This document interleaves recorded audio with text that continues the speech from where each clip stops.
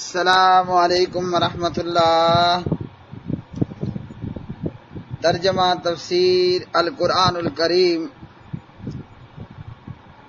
سبق نمبر 418، سورہ یونس، آیت 90 تا 92، پارہ نمبر 11۔ اعوذ باللہ من الشیطان الرجیم۔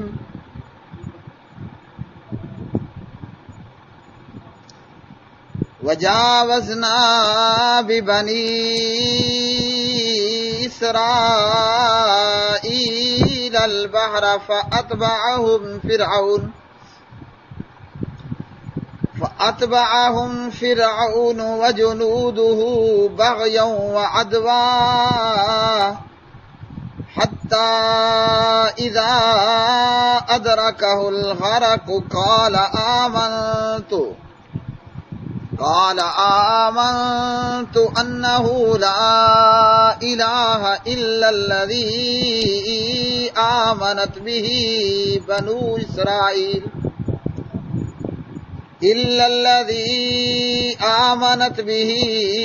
بنو إسرائيل وأنا من المسلمين۔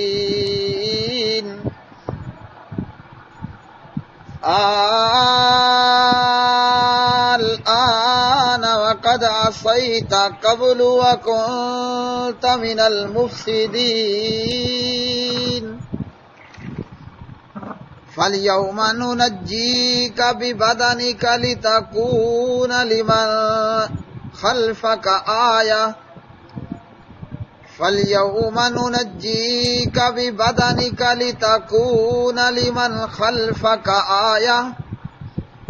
وَإِنَّ كَثِيرًا مِّنَ النَّاسِ عَنْ آيَاتِنَا لَغَافِلُونَ۔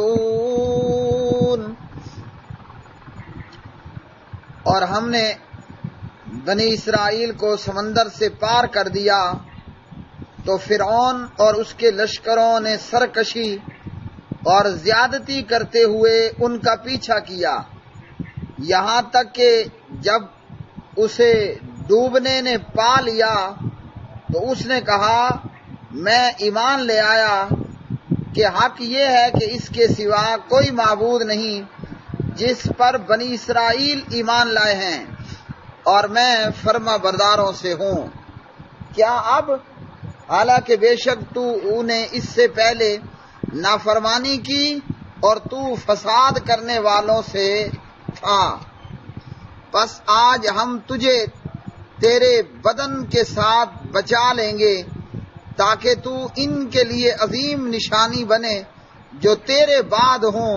اور بے شک بہت سے لوگ ہماری نشانیوں سے یقیناً غافل ہیں۔ وجاوزنا، اور ہم نے پار کر دیا، ببنی اسرائیل کو، البحر سمندر سے، فاتبعہم، پھر تعاقب کیا ان کا، فرعون وجنود، اور اس کے لشکروں نے، باغین، سرکشی کرتے ہوئے، وعدون، اور ظلم و زیادتی کرتے ہوئے، حتیٰ کہ اذا، جب، ادرکہ، پا لیا اس کو، الغرق، غرقابی نے، قالا، تو کہا، آمنتو، میں ایمان لایا، انہو، کہ بلا شبہ شان یہ ہے، لا، نہیں، الہ، کوئی معبود، الا، سوائے، الذی، اس ذات کے کہ آمنت، ایمان لائے ہیں، بھی، اس کے ساتھ، بنی اسرائیل، وَأَنَا، اور میں، من المسلمین، فرما برداروں میں سے ہوں۔ الآن، کیا اب، وقت، حالانکہ تحقیق، عصیتا، تو نافرمان تھا، قبل، پہلے، وکنتا، اور تھا تو، من المفسدین، فساد کرنے والوں میں سے۔ فالیوم، چنانچہ آج، ننجی کا، ہم نجات دیں گے تجھے، ببدنی کا، تیرے بدن سمیت، لتکونا، تاکہ تو ہو جائے، لمن، ان کے لیے جو، خلفہ کا، تیرے پیچھے ہیں، آیتن نشانی، وَإِنَّا اور بے شک کثیرا من الناس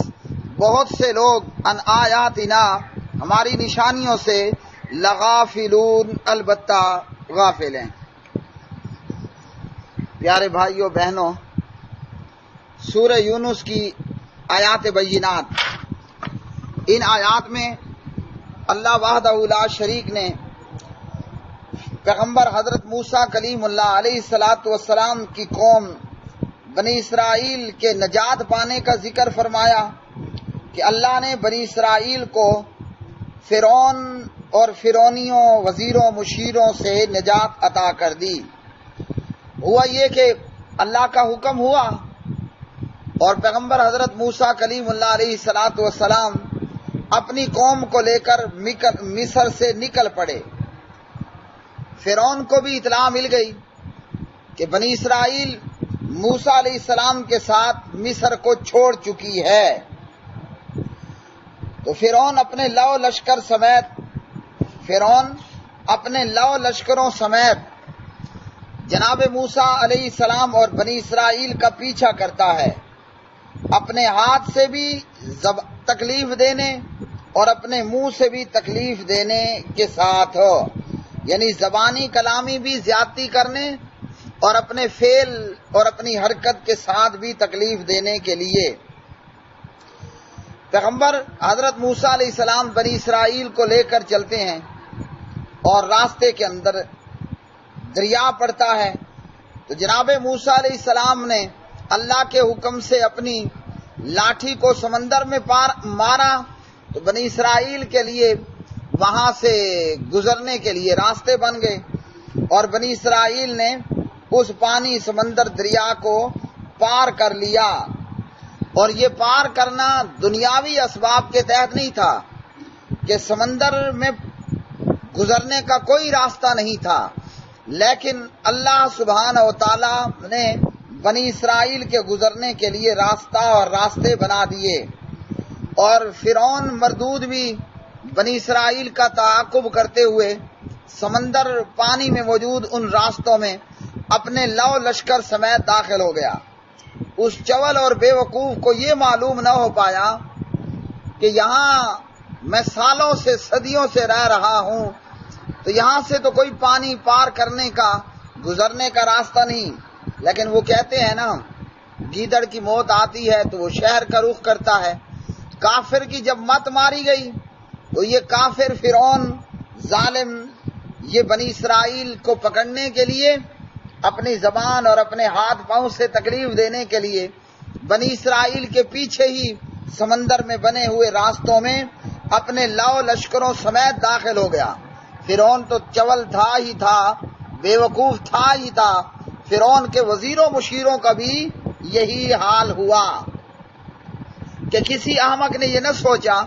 اور کسی ظالم نے فرعون کو یہ نہ کہا کہ حضرت یہاں کہاں سے راستے آ گئے، یہ تو موت کا منہ ہے، یہ تو تباہی کا راستہ ہے۔ لیکن جب شامت آتی ہے تو گیدڑ شہر کا رخ کرتا ہے، اور فرعون کی شامت آئی تو بنی اسرائیل کا پیچھا اور تعاقب شروع کر دیا۔ اور جب بنی اسرائیل کا آخری آدمی سمندر میں ان بنے ہوئے راستوں سے پار نکل گیا اور فرعون خود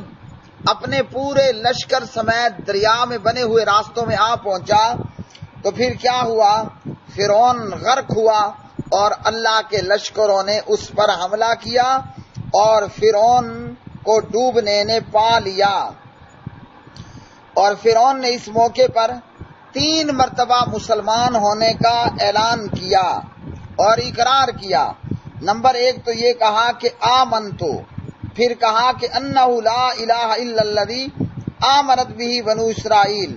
اور تیسرا کہا کہ انا من المسلمین، میں مسلمانوں میں سے ہوں۔ جب موت اس کے سر پہ آ پہنچی تو پھر یہ کہتا ہے کہ میں معبود برحق وحدہ لا شریک پر ایمان لایا، اور جس پر بنی اسرائیل ایمان لائے، اور یہ کہ میں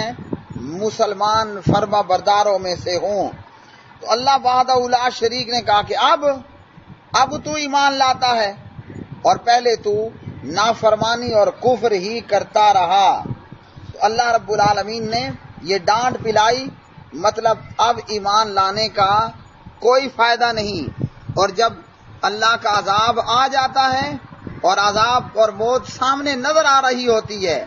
پھر ایمان لانا بے فائدہ ہوتا ہے۔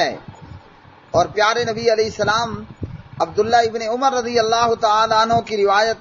ترمذی ابواب الدعوات میں فرماتے ہیں 3537 کے اندر، ان اللہ یقبل توبۃ العبد، ان اللہ یقبل توبۃ العبد ما لم یغرغر، اللہ بندے کی توبہ قبول کرتا ہے، لیکن توبہ قبول نہ ہونے کا ایک موقع بھی ہے۔ وہ کیا ہے کہ جب جان نکلنے کی حالت ہو، جب جان نکل رہی ہے، موت آنکھوں سامنے نظر آ رہی ہے، پھر کوئی توبہ کرے تو توبہ قبول نہیں ہوتی۔ جیسے فرعون غرق ہو رہا ہے اور اب مسلمان ہونے کا اقرار کرتا ہے، آمنتو کہہ کر، انہ لا الہ الا الذی کہہ کر، انا من المسلمین کہہ کر، اب اس کی جان کنی کی حالت ہے، تو جان نکلنے کی وقت کی حالت میں توبہ قبول کوئی نہیں ہوتی، اور فرعون کی بھی توبہ قبول نہیں ہوئی، بلکہ ملائکہ اور فرشتوں کو بھی اس قدر غصہ تھا کہ جناب جبریل علیہ السلام السلسلۃ الصحیحہ میں حدیث نمبر 2015 کے اندر فرماتے ہیں، اور ترمذی میں 3108 پر فرماتے ہیں، قال علی جبریل، نبی علیہ السلام سے ابن عباس نے یہ روایت کی رضی اللہ تعالی عنہما، قال علی جبریل، مجھ سے جبریل نے کہا، لو رأیتنی وانا آخذ من حال البحر فأدسه فی فم فرعون مخافۃ ان تدرکہ الرحمۃ، جبریل نے رسول اللہ صلی اللہ علیہ وسلم سے کہا، کاش آپ مجھے دیکھتے۔ کب؟ فرمایا آپ مجھے دیکھتے کہ میں سمندر کا کالا کیچڑ اٹھا کر فرعون کے منہ میں ٹھوس رہا تھا، کہیں کیوں کہ اس خوف سے کہ کہیں اس کو رحمت نہ آ پہنچے، یعنی وہ اس قدر ظالم اور خبیث تھا کہ فرشتوں کا سردار جناب جبریل علیہ السلام اس موقع پر سمندر کا کالا سیاہ کیچڑ فرعون کے منہ میں ٹھوس رہا تھا کہ کہیں اس موقع پر اس کو رحمت نہ پہنچ جائے، لیکن اللہ تعالیٰ نے اس کا یہ کلمہ پڑھنا اور اللہ کی وحدانیت کا اقرار کرنا قبول نہ کیا، مردود کیا، کیونکہ اب تو ایمان لانے کا کوئی فائدہ نہیں ہے۔ ایمان لانا تھا تو اس وقت کم از کم آخری موقع تھا، عقل کر لیتے کہ یہاں سمندر میں کہاں سے راستے آ گئے، لیکن گیدڑ کی موت پڑی اور گیدڑ نے شہر کا رخ کیا، فرعون کی موت آئی اور بنی اسرائیل کا تعاقب اور پیچھا کیا، اور یہ واقعہ فرعون کا غرق ہونا، بنی اسرائیل کا نجات پانا، یہ 10 محرم عاشورہ محرم کو پیش آیا۔ صحیح بخاری میں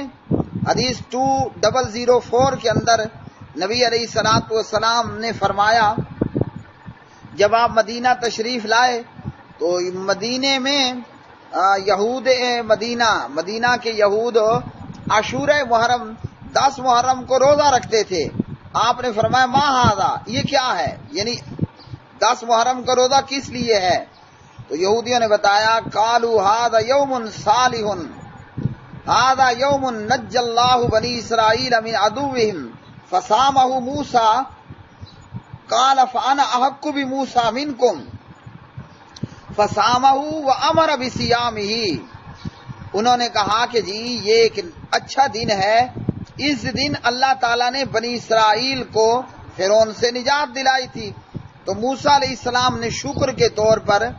اس دن کا یعنی عاشورہ محرم 10 محرم کا روزہ رکھا۔ نبی علیہ السلام نے فرمایا میں تم سے زیادہ حضرت موسیٰ کلیم اللہ علیہ السلام پر حق رکھنے والا ہوں۔ حضور صلی اللہ علیہ وسلم نے 10 محرم کا روزہ رکھا اور نبی علیہ السلام نے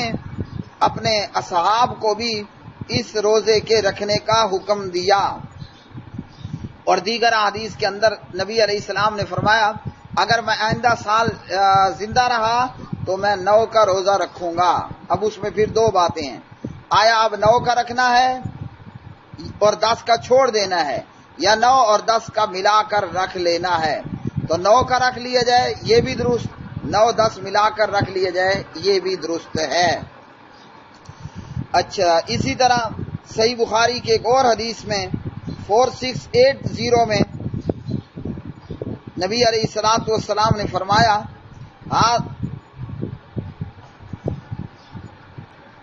کہ تم ان یہودیوں سے زیادہ موسیٰ علیہ السلام پر حق رکھتے ہو، پس روزہ رکھو۔ ھذا یوم ظہر فیہ موسیٰ علی فرعون فقال النبی صلی اللہ علیہ وسلم علیہ صحابی انتم احق بموسیٰ منہم فصوموا۔ اس دن موسیٰ علیہ السلام فرعون پر غالب آئے، یعنی بنی اسرائیل اور موسیٰ علیہ السلام کی جیت ہوئی، تو پیارے نبی نے اپنے صحابہ سے کہا کہ تم ان یہود سے زیادہ موسیٰ علیہ السلام پر حق رکھتے ہو، بس روزہ رکھو۔ تو ہمیں بھی چاہیے کہ عاشورہ محرم کو 10 محرم کا 9 10 محرم کا روزہ رکھیں۔ پھر اللہ تعالیٰ نے فرمایا فرعون سے کہ آج ہم تجھے تیرے جسم سمیت بچا لیں گے، یعنی تیرے وجود کو تیرے جسم کو بچا لیں گے تاکہ تو لوگوں کے لیے عظیم نشانی بنے جو بعد میں ہوں، اور بہت سے لوگ ہماری نشانیوں سے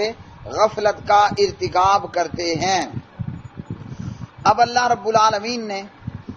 یہ کیا کہ فرعون تو مر گیا، لیکن فرعون کی لاش کو سمندر کے پانی نے ایک اونچی چٹان یا ٹیلے پر پھینک دیا،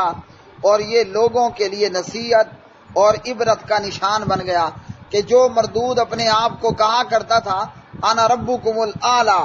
آج وہ ظالم مرا پڑا ہے اور اس کی حکومت ختم ہو چکی ہے، اور اس کا لو لشکر اور اس کے وزیر مشیر وہ سمندر میں مردار ہو چکے ہیں۔ اب اس تعلق سے کہا جاتا ہے کہ فرعون کی ممی یعنی ڈیڈ باڈی آج بھی مصر کے عجائب گھروں کے اندر موجود ہے۔ اب یہ وہی اسی فرعون کی ممی ہے یا کہ نہیں، یہ اللہ سبحانہ وتعالی ہی بہتر جانتا ہے، لیکن چونکہ قرآن مجید میں یہ واقعہ موجود، تاریخ میں یہ واقعہ موجود، اور فرعون کی ڈیڈ باڈی جو سمندر نے اونچے ٹیلے یا پتھر پر پھینکی، تو وہ اس وقت اور بعد کے آنے والے لوگوں کے لیے عبرت کا نشان بن گئی۔ جو بھی خدائی کا دعویٰ کرتا ہے، جو بھی تکبر اور غرور کی راہ کو اختیار کرتا ہے اور حق کو جانتے بوجھتے ٹھکرا دیتا ہے، پھر ایسے لوگ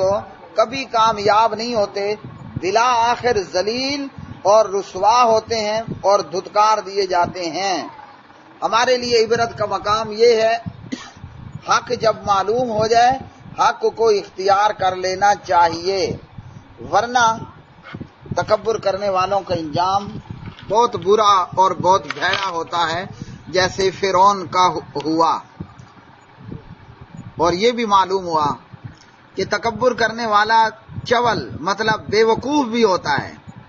فرعون کی بے وقوفی دیکھیے ذرا کہ جناب اس سمندر میں گزرنے کے لیے راستے کہاں سے آ گئے؟ اگر اس بے وقوف میں ذرا سے بھی عقل ہوتی تو سمندر کنارے ٹھہر جاتا، رک جاتا،